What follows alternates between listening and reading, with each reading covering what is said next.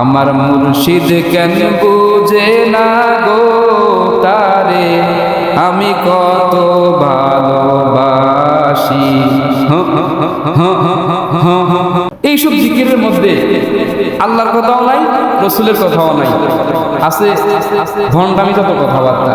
আবার অনেক দরবারে এরকম কথা বলে, কিরামান কাতিবিন রোজ হাশরের দিন, কিরামান কাতিবিন রোজ হাশরের দিন আল্লাহর দরবারে যদি করে অভিযোগ আমি বলবো দুনিয়ায় ছিলাম খাজা বাবার লোক, আমি বলবো দুনিয়ায় ছিলাম ল্যাংটা বাবার লোক। নাউজুবিল্লাহ নাউজুবিল্লাহ। কিরামান কাতিবিন, জাহাল তো এগুলি বুঝে না। কিরামান কাতিবিন বলতে কোনো ফেরেশতা নাই। কিরামান কাতিবিন সম্মানিত লেখকদ্বয়। কোরআনের ভাষা হচ্ছে কি কিরামান কাতিবিন মানে কি বলেন?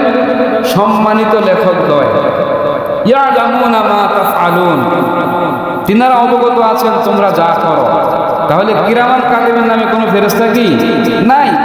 কিরামান কাতিবিন, কাতিবিন মানে লেখক, কিরামান মানে সম্মানিত, সম্মানিত লেখক।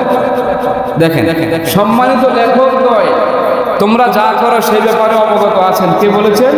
আল্লাহ তাআলা। কেন বলেছেন? আপনার ডান কাঁধে যে ফেরেশতা আছে ভালো, আপনি যে আমলগুলো করেন সেগুলো লেখে। বাম কাঁধে যে ফেরেশতা আছে যেগুলো আপনি খারাপ আমল করেন সেগুলো কি করে? লেখে। জাহাল তো আর জানে না, প্রশ্ন তো নাই, এজন্য গান বানাইছে কিরামান কাতিবিন। রোজ হাশরের দিন আল্লাহর দরবারে যদি করে অভিযোগ, আমি বলবো দুনিয়ায় ছিলাম, বিভিন্ন এরকম দরবারের নাম বলে বলে এরকম করে।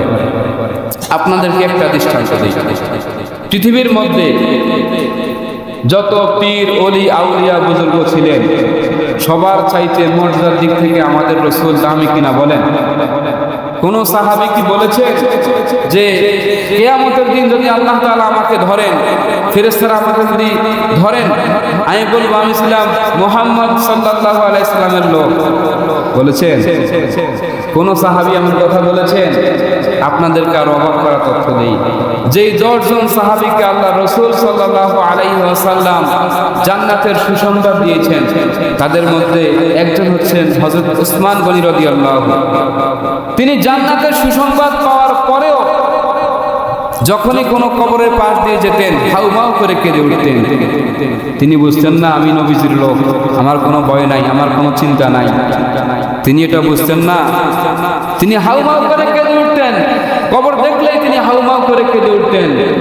তিনার চোখ দিয়ে পানি পড়তে পড়তে দাড়ি মোবারক ভিজে যেত।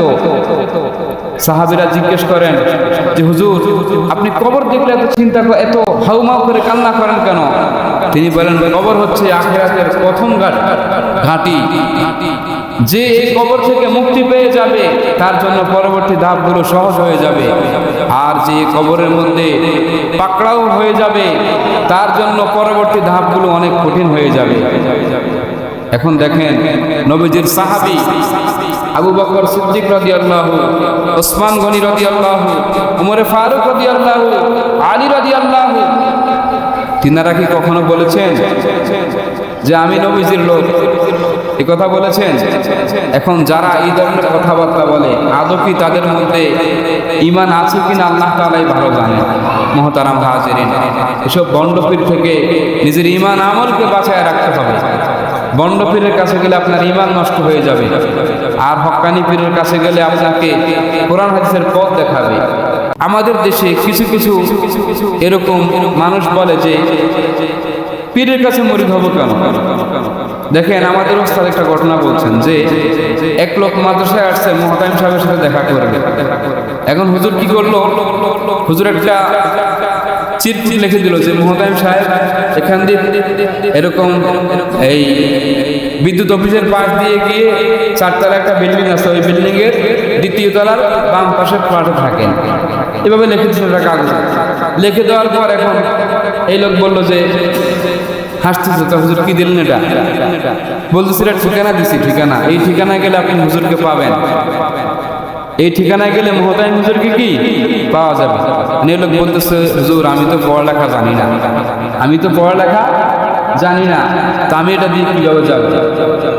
তো হুজুর বললেন যে একটা ছাত্র ডাক দিয়ে আনলেন, বললেন যে তুমি যাও, তুমি গিয়ে ওনাকে মোহতামিম হুজুরের বাসায় নিয়ে যাও। এখন বাচ্চাটা ওনাকে নিয়ে গেছে, ছোট বাচ্চা। কোথায় নিয়ে গেল? কাগজের মধ্যে যেই লেখাটা ছিল সেই লেখায় ঠিকানায় নিয়ে গেছেন, নাকি আসমান দিয়ে নিয়ে গেছে, জমিনের নিচ দিয়ে নিয়ে গেছে? আরে আমরা তো এটাই বলি, আমরা যারা কোরআন হাদিস বুঝি না, আমরা যারা কোরআন হাদিস জানি না, আমরা তো এই পথ চিনি না, আমরা তো জান্নাতের পথ চিনি না। এজন্য আমরা আলেমদের শরণাপন্ন হই, এজন্য আমরা পীর মাশায়েখদের শরণাপন্ন হই। কেন? তারা আমাদেরকে ওই ছোট বাচ্চার মতো হাতে ধরে নিয়ে যাবেন। কোথায় নিয়ে যাবেন? জান্নাতের পথ দেখাবেন। কোথায় নিয়ে যাবেন? জাহান্নাম থেকে আমাদেরকে বাঁচায় রাখবেন। মুহতারাম হাজিরিন, আপনি দুনিয়ার ডাক্তারের কাছে যাবেন, ডাক্তার আপনাকে কিছু প্রেসক্রিপশন দেয় না যে এই ওষুধগুলো খাবেন, এই ওষুধগুলো কি খাবেন। এমনিভাবে যদি আপনি হক্কানি পীর মাশায়েখদের শরণাপন্ন হন, হক্কানি আলেম ওলামাদের শরণাপন্ন হন, তাহলে তারাও আপনাকে কিছু কি করবে? আপনাকে প্রেসক্রিপশন করবে যে আপনি সকাল বিকাল জিকির করবেন, 5 ওয়াক্ত নামাজ পড়বেন, হালাল খাবেন, হারাম থেকে বেঁচে থাকবেন, এই আমলগুলো করবেন। ডাক্তাররা যেরকমভাবে চিকিৎসা করে, এরকমভাবে হক্কানি পীর মাশায়েখগণ চিকিৎসা করে। হাদিস শরীফের মধ্যে, বুখারী শরীফের 52 নম্বর হাদিস, এই হাদিসের মধ্যে এসেছে আল্লাহ রাসূল সাল্লাল্লাহু আলাইহি ওয়াসাল্লাম বলেন, আলা ওয়া ইন্না ফিল জাসাদি মুদগাতান, প্রত্যেক মানুষের শরীরের মধ্যে একটা অংশ রয়েছে। একটা কি রয়েছে? অংশ রয়েছে। ইযা সালাহাত সালাহাল জাসাদু কুল্লু, সেই অংশটা যদি ভালো থাকে তাহলে তার আমল, শরীরের প্রত্যেকটি অঙ্গ প্রত্যঙ্গ ভালোভাবে কাজ করবে, তার আমলগুলো কি হবে? ভালো হবে। আল্লাহ রাসূল বলেন, ওয়াইদা ফাসাদাত ফাসাদাল জাসাদু কুল্লু, আর যদি সেই অংশটা আপনার অসুস্থ হয়ে যায়, আপনার শরীর থেকে নেক আমল আসবে না, আপনার নামাজ ভালো লাগবে না, আপনার রোজা ভালো লাগবে না। আল্লাহ রাসূল সাল্লাল্লাহু আলাইহি সাল্লাম বলেন, আলা ওয়াহিয়াল কল, সেটা হচ্ছে কল। এজন্য আমাদের শরীরে যেরকম চিকিৎসা আছে, আমরা যেরকম শারীরিকভাবে অসুস্থ হলে আমরা ডাক্তারের কাছে যাই, এরকম আপনার আত্মার, আপনার কলবের অসুখ রয়েছে। সেগুলো কি? রিয়া, আপনি লোক দেখে ইবাদত করেন, আপনি নিজেকে বড় মনে করেন, আপনার মধ্যে অহংকার, আপনার কথায় কথায় মিথ্যা আসে। এই ধরনের কলবের রোগগুলো থেকে যদি আপনি বাঁচতে চান, এগুলো যদি আপনি ভালো করতে চান, তাহলে অবশ্যই আপনাকে একজন হক্কানি পীর মাশায়েখের হাতে শরণাপন্ন হতে হবে, একজন হক্কানি আলেমের হাতে হাত রাখতে হবে। কি বলেন? আল্লাহ তাআলা আমাদেরকে কথাগুলো বুঝার এবং আমল করার তৌফিক দান করুক।